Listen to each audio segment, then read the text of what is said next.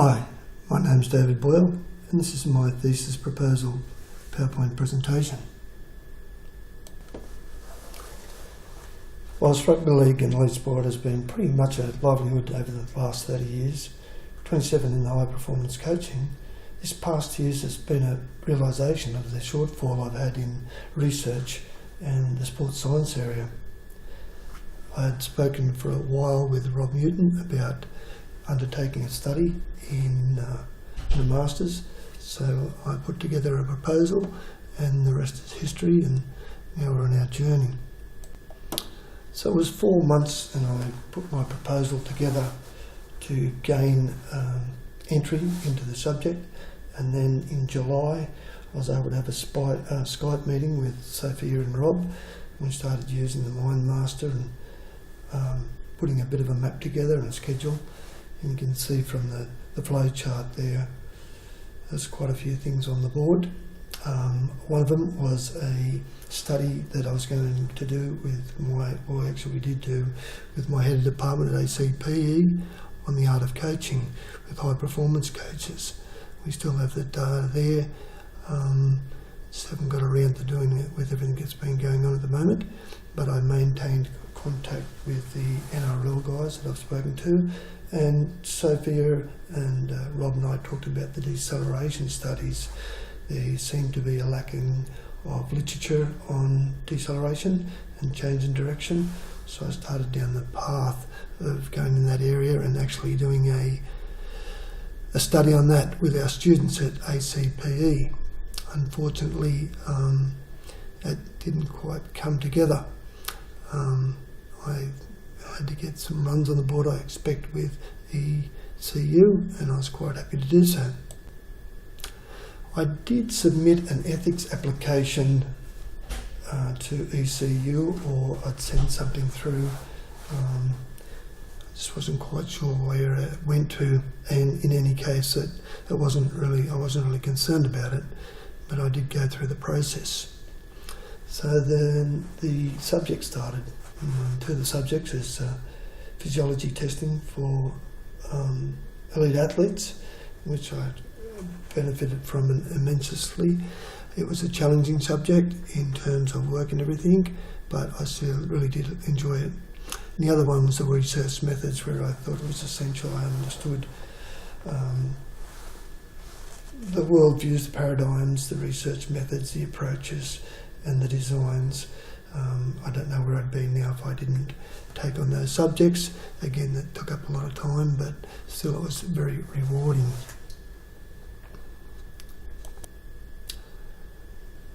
So I must admit I was a little confused with the whole process. The online student, the two subjects, Joseph Sim was in touch with me, and I was trying to focus on my own work and my lecturing, and also the subjects. The initial thoughts I was thinking about was up on the slides here. It was the initial club highest risk factors, causes, what are the major concerns, what is lacking, what is frustrating, and kind of put all that in perspective, and also make sure that I was still talking to. So I'd completed the other two core subjects and a lot of weight off my shoulders, and started doing the literature review. And it was a really rewarding experience, delving into it, and I thought that my literature review aims were really to analytically review existing research on the risk mechanisms attributing to neuromuscular and perceptual fatigue, or more susceptible to the injury at any given workloads. And Wint talked about the mediators of injuries. Also investigate the characteristics which make athletes more robust, or as Wint calls them, the moderators of injury. Another aim was to find new areas of study to develop further understanding of what characteristics make athletes more robust and less susceptible to injury, and develop some strategies to manage it, monitor it, and also control it. The programming and training loads for athletes. So in the real world. And then if we started looking at the research problem or questions and some hypotheses, what is the perception of neuromuscular fatigue and perceptual fatigue from field? What is it isolating or probable cause of each injury? What is it? Is it existing or new? Is it related to neuromuscular fatigue or associated mechanism? There's a lot of different areas in categorising of injuries and severity of lost games, training days. So it was a big theory, and changed my thought pattern a little bit about if we're going to talk about rugby league and elite rugby league, what are the challenges out there, and what do we need to know, and really develop further research questions. I thought to provide additional evidence and reinforce knowing some of these previous findings that I've delved into a lot further by doing the literature review. So this is Gabbett's most recent paper, and it does offer a very good graphical depiction of what the ultimate pursuit of a high performance outcome is, and that would be the end product. And you can look at the historical factors that we all talk about, and the physical factors. We also have the environmental issues, the training conditions, and the psychosocial factors, the emotional and the lifestyle. And I think that's a big area now for our athletes and how we connect with them. There's another area there, well, even with the students, it's social media. And I don't know, it's a good thing, but it's also a bad thing. The issue is that we need to deal with it. So, and what is the appropriate training load? What volume, what intensity, and what frequency? And then we look at the different categories of athletes, where we have the master athletes, and we have the young athletes that haven't built up the capacity, and then we've got the guys that have categorised over 2 years of playing NRL. So how do we look at all this appropriate training, and then also how do you increase the physical qualities? And the questions I keep asking is, how strong can a person be, and how aerobically fit, and what sort of speed and reported. And doing the review really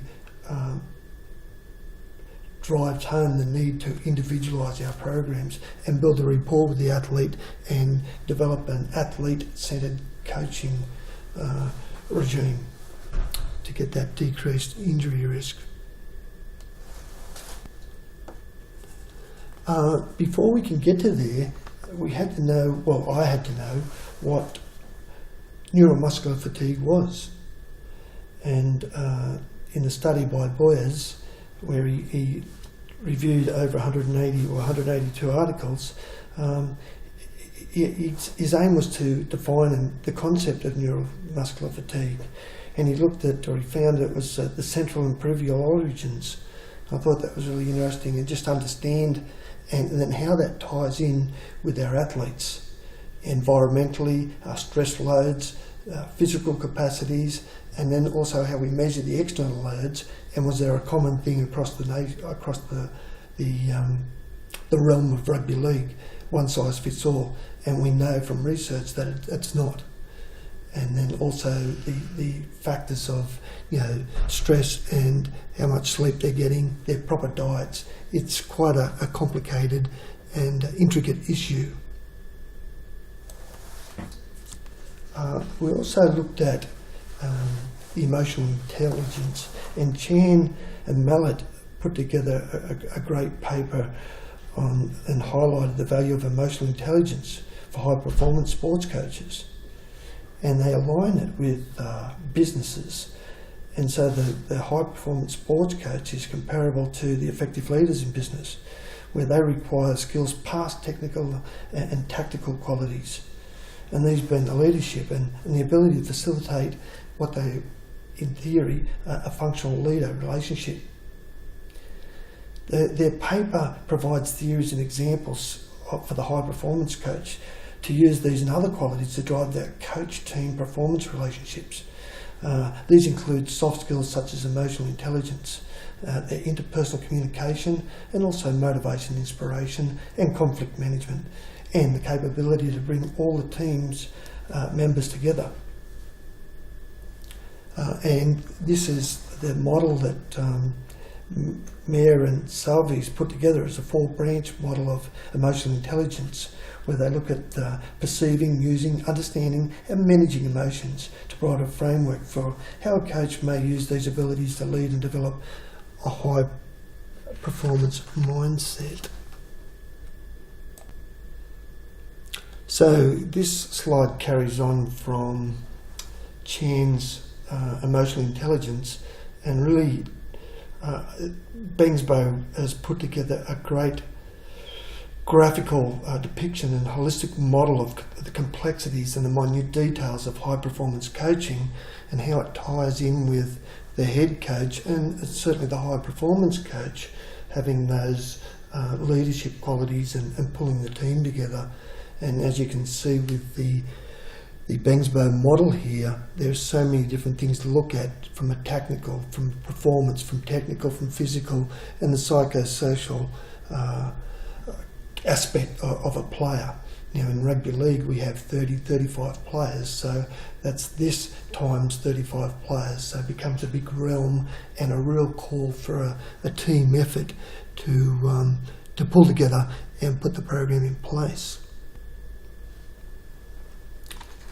To go a little bit further, I thought one of the good studies by Tommy Lovell in 2013 carried out the longitudinal study on the 32 NRL players, combining the external training loads with measures of distance, high-speed running, body load and impacts using the GPS units. He then monitored the internal load using Borg's rated perceived exertion 1 to 10 method. I do know Tommy and I've worked with him, and I think he's a great up-and-coming sports scientist. But the way he put it together, multiplied the session by the duration to calculate the training load.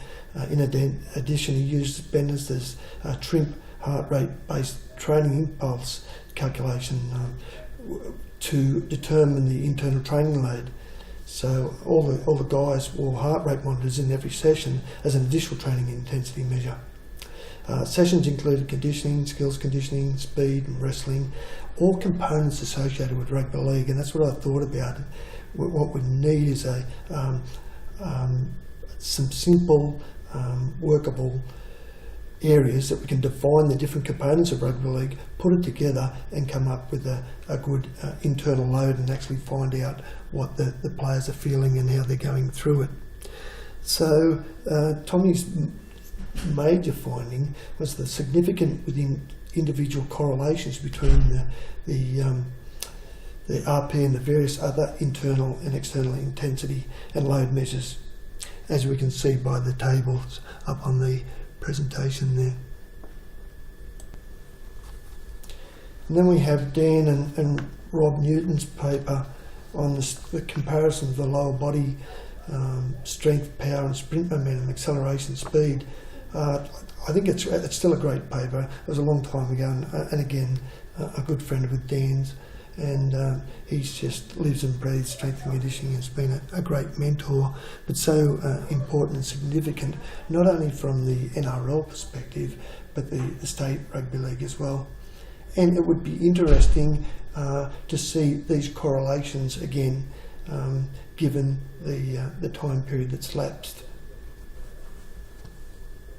I've also noticed, and I've put it in my paper, of the different areas that I've seen the gaps that are associated with some of the papers that I've read. So there is a high correlation between,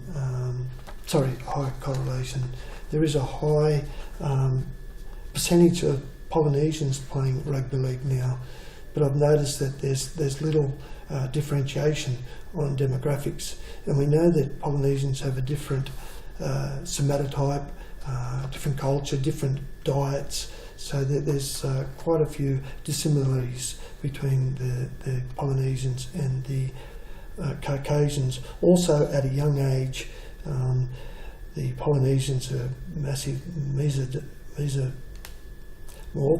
and tend to tower over our younger, smaller Caucasians. The other thing is the Women's League. There's no mention of winning the Women's League. I know it's only been in vogue for 12 months, but that's another area as well. So gender testing. And this is a model that I have been working on for a number of years. I've actually worked with 7 NRL clubs, and they're the sort of things, the time frames that we need to put together to come up with what we need for that athletic injury potential and performance profile. And I'm sure that's where Gavitt's heading to. But my big interest is getting around to the NRL high performance coaches and talking to them what their perception, how they do implement it. I know that one club that I'm working with has got a perfect model in terms of athletic centred coaching, where they hold training at 8 o'clock it starts, the guys get there at 7 o'clock, they fill in their wellness on an app, and then they do their sit and reads, needle walls, and other different morning wellness stretching, physiological testing. If they have tight hamstrings, if they have tight glutes, tight calves, tight lower back, then they've got physios and other staff there, or go-to programs on the foam rollers for myofascial release and loosening up for the time when they get onto the paddock. I hope you've enjoyed this, and I hope I've satisfied you guys, and I appreciate the opportunity to partake. Thank you very much.